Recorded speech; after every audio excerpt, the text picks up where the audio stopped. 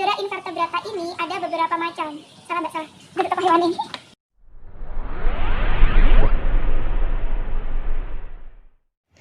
Hai, balik lagi di YouTube channel aku, Melvia Desita. Nah, sebelum kalian nonton, jangan lupa untuk kalian klik tombol subscribe dan aktifkan loncengnya ya. Hai, assalamualaikum warahmatullahi wabarakatuh. Nah, anak-anak, pagi hari ini kita lanjut ke pembelajaran IPA, tentunya tentang sistem gerak pada makhluk hidup. Kalau yang minggu kemarin kita sudah belajar tentang manusianya, nah sekarang kita akan belajar tentang makhluk hidup yang lain. Siapakah itu?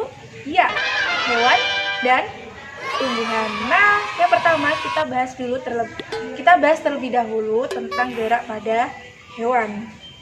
Jadi, hewan itu juga bisa bergerak seperti manusia. Karena apa? Karena tentunya hewan ini juga dilengkapi dengan adanya rangka dan otot. Tapi jangan salah, ternyata hewan di muka bumi ini ada dua macam. Ada hewan yang memiliki tulang belakang atau vertebrata, dan ada hewan yang tidak bertulang belakang atau invertebrata. Nah, dengan beda dua macam ini menyebabkan hewan di muka bumi ini memiliki berbagai macam gerak. Gerak pada hewan itu terbagi menjadi tiga. Ya, yang pertama adalah gerak hidrostatik, yang kedua adalah gerak eksoskeleton, dan yang ketiga adalah gerak endoskeleton. Bedanya seperti apa? Nah, yang pertama adalah gerak hidrostatik.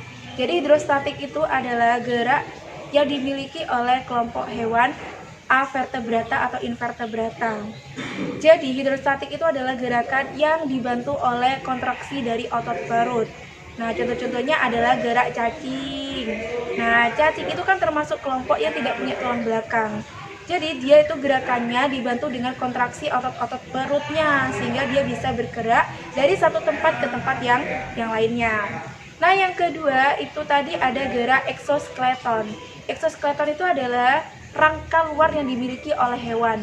Nah, kebanyakan hewan yang dimaksud di sini adalah hewan dari kelompok invertebrata yang tidak bertulang belakang, yaitu ada kelompok kepiting, udang, kerang, siput. Nah, itu adalah kelompok invertebrata. Jadi dia nggak punya tulang belakang, tapi dia itu dilengkapi dengan rangka luar untuk melindungi tubuhnya, kayak gitu. Nah, hewan-hewan seperti ini itu memiliki rangka eksoskeleton ya. Kemudian yang ketiga tadi ada rangka endoskeleton atau rangka di dalam tubuh, ya, rangka yang ada di dalam tubuh.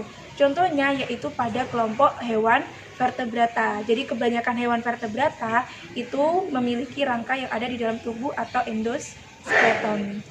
Jadi ada apa aja sih hewan-hewan vertebrata itu? Kita sebutin satu-satu ya. Yang pertama ada Pisces atau ikan. Yang kedua ada, ya betul, ada amfibi atau kelompok katak, gitu kan. Terus yang ketiga ada, ya, reptil. Kemudian yang keempat ada alves, dan yang kelima ada mamalia. Jadi 5 macam ini adalah kelompok hewan bertulang belakang atau vertebrata yang memiliki rangka berupa rangka dalam atau endoskeleton.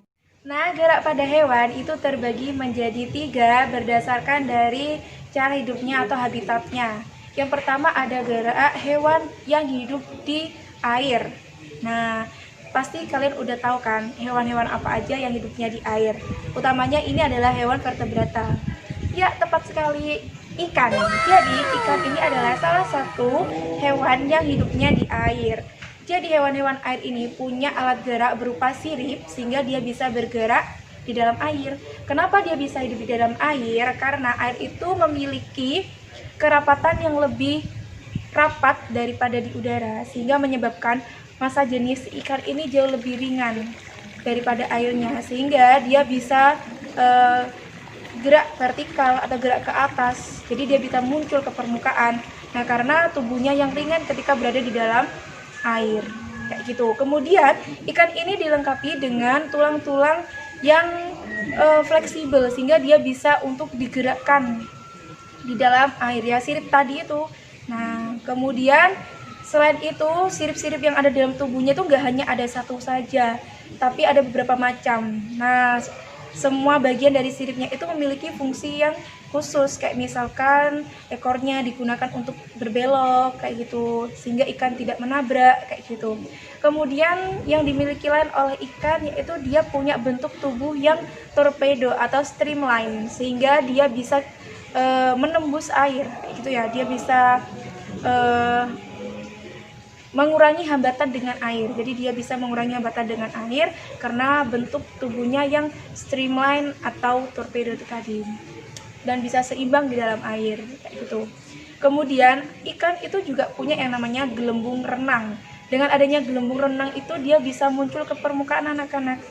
Nah, kayak gitu. Jadi gelembung renang itu digunakan untuk mengeluarkan udaranya. Nah, kemudian yang dimiliki oleh ikan yang lain yaitu dia punya lendir. Ketika kalian pegang ikan biasanya agak licin kan ya, jadi fungsi lendir yang dimiliki itu untuk mengurangi gesekan tubuhnya terhadap air agar tidak terluka kayak gitu. Jadi harus ada pelumasnya sehingga dia bisa shoot kayak gitu di dalam air, paham kan?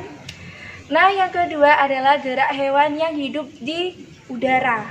Nah, kalau ibu bilang udara, pasti kalian langsung muncul gambar burung di situ, ya kan? Karena otomatis hewan-hewan yang di udara itu adalah hewan-hewan yang bisa terbang, ya kan? Salah satu contohnya adalah burung. Jadi burung itu adalah salah satu contoh dari hewan yang bergerak hewan yang bergeraknya di udara.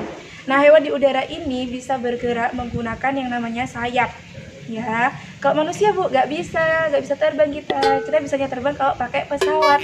Karena apa? Karena pesawat itu menggunakan prinsip dari burung, anak-anak, kalau kalian tahu ya. Jadi si burung ini dia dilengkapi dengan adanya sayap, dimana sayapnya juga dilengkapi dengan bulu-bulu. Nah, kemudian selain dilengkapi dengan adanya bulu-bulu, ternyata rangka-rangka yang dimiliki oleh si burung itu harus kuat, anak-anak. Bayangin aja kalau si burung itu lembek, mana mungkin dia bisa terbang. Maka harus kuat, keras kayak gitu supaya dia bisa terbang. Karena kan burung itu terbangnya nggak sebentar, jadi dia tuh berlama-lama di udara kayak gitu. Maka harus kuat, anak-anak. Selain itu, ternyata burung itu juga dilengkapi dengan tulang sternum atau tulang dada. Nah, dengan adanya tulang dada ini mengakibatkan si burung ini bisa terangkat atau kuat kayak gitu. Jadi memudahkan dia lebih ringan di atas. Jadi di udara itu memiliki kerapatan yang lebih renggang daripada di air. Dilengkapi dengan sternum tadi. Kalian pernah lihat itu kan? Jadi kalau si burung itu kan ada yang kelompok aves itu kan ada yang bisa terbang, ada yang nggak bisa terbang kan? Kayak misalkan ayam, dia tuh terbangnya singkat, hanya beberapa aja, nggak sampai tinggi gitu kan. Nah, tapi dia mampu terbang tapi nggak tinggi. Tapi ada juga kelompok aves yang nggak bisa terbang, kayak misalkan pelikan, burung onta. Nah, dia kan dia tuh memiliki otot-otot dan rangka yang kuat juga, tapi dia nggak bisa terbang. Kenapa kira-kira? Nah, itu bisa jadi PR buat kalian juga. Kenapa kira-kira ya?